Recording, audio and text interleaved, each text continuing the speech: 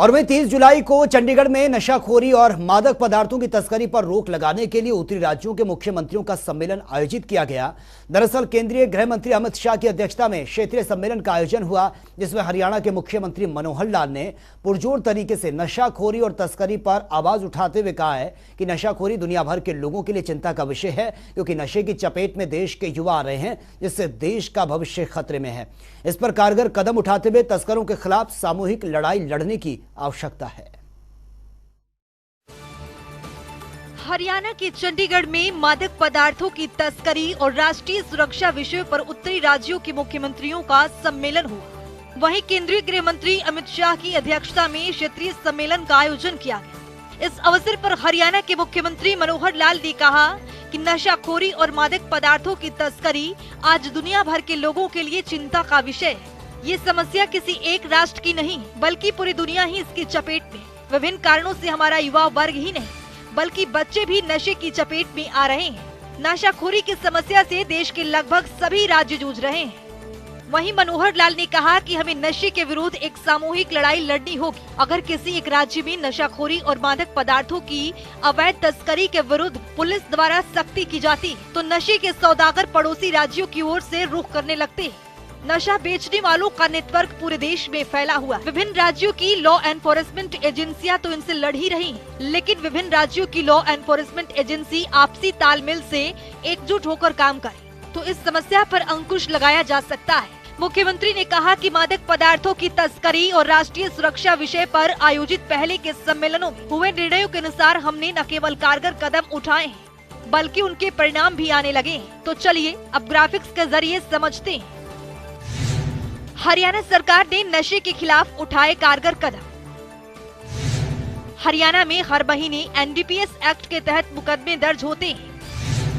NDPS act के तहत 200 से अधिक मुकदमे होते हैं दर्ज।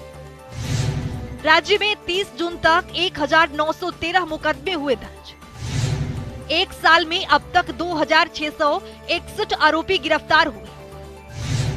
जून 2022 तक 253 ड्रग्स तस्करों की काली कमाई हुई जब्त। तस्करों से करीब 32 करोड़ रुपए की काली कमाई हुई जब्त। पुलिस ने दूसरे राज्यों में जाकर की कार्रवाई। प्रदेश में दूसरे राज्यों से आ रही ड्रग्स की खेप। हरियाणा के दूसरे राज्यों से लगते जिले प्रभावित। पंजाब दिल्ली से लगते जिलों में नशा बड़ी समस्या।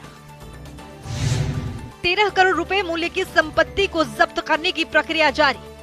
सीएम मनोहर लाल ने कहा कि हमने पुलिस को स्पष्ट निर्देश दिए हैं कि वे हर मुकदमे की तह में जाएं और मादक पदार्थों के स्रोत तक पहुंचे। इसी का परिणाम है कि तेलंगाना, उड़ीसा, मध्य प्रदेश जैसे सुदूर राज्यों के दुर्गम इलाकों से भी हरियाणा पुलिस ने नशा तस्करों को पकड़ने में सफलता प्राप्त की है।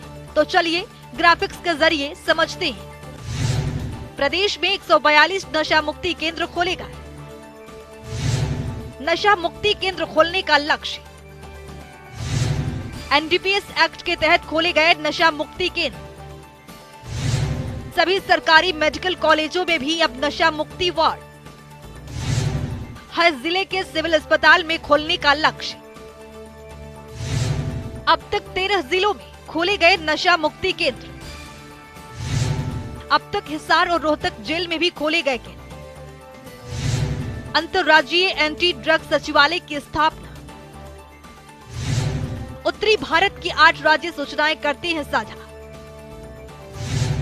हरियाणा राज्य नारकोटिक्स कंट्रोल ब्यूरो की स्थापना।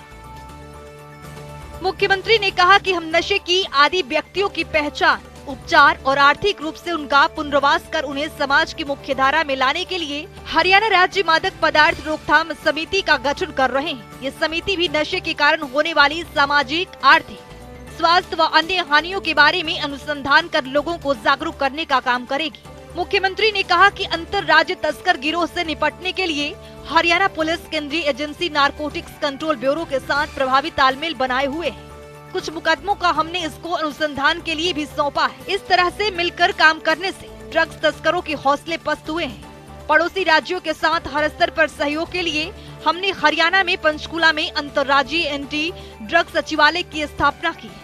यहाँ उत्तरी भारत के 8 राज्य ड्रग तस्करी के बारे में सूचनाएं एकत्रित और साझा करते हैं। इसके माध्यम से सैकड़ों नशा तस्कर कानून की गिरफ्त में आए और ड्रग्स के खिलाफ हमारे संघर्ष को मजबूती मिली।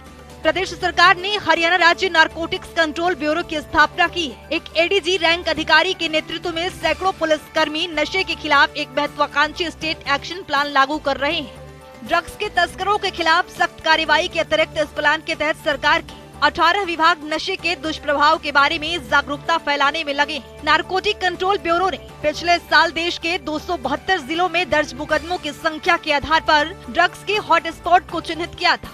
इनमें हरियाणा राज्य के 10 जिले हैं। इन जिलों की पुलिस एक सुनियोजित तरीके से ड्रग्स तस्करों की धरपकड़ में लगी है।